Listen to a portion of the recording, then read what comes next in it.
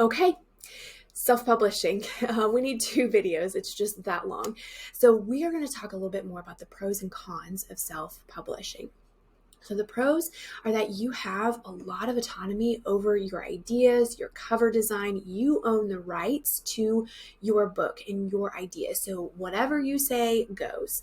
So if you have a lot of desire to really be very autonomous over your ideas, this could be a good route for you.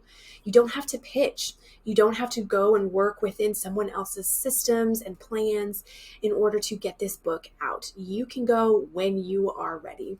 You also get to choose your team. So you get the option of choosing an editor that you really, really jive with and really love. You get to choose a cover designer, a formatter, in order to create a team that really works for you and your schedule. Now, of course, there are cons to this route as well.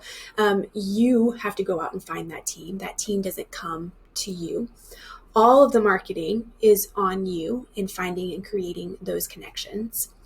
It's also a big learning curve. There's a lot to understand and know about this publishing process. Now, there are coaching and courses and challenges like this to help you with that learning curve.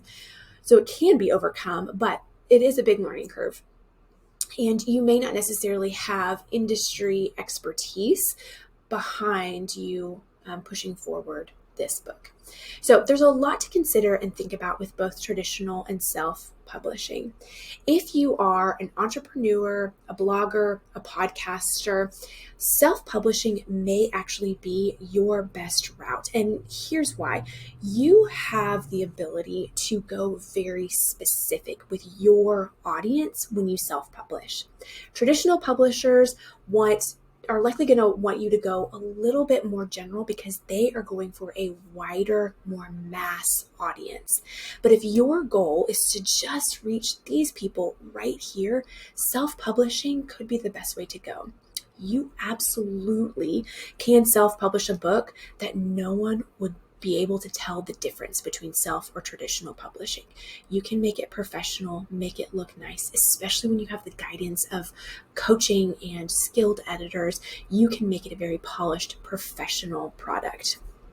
What's also great is that self-publishing allows you to control your royalties. So traditional publishers, because they're taking on the investment themselves, they are going to give you much less royalties than self-publishing would give you. Because you are taking on the investment yourself, then you get to be paid back when people purchase your book. So often traditional publishing is going to get your message out in masses, but your royalties are going to be much less. Self-publishing, your royalties are going to be much higher, but you're going to have a lot less of reaching the masses. So that's really a helpful way to also think of it, no matter which way you decide to go. Now, there's one other thing. It's a little squirrely thing called hybrid publishers, and they can be really helpful or not. I caution writers to go into hybrid publishing with expectations of what it's going to be and ask a lot of questions. So I'm going to do another video because we're already running out of time.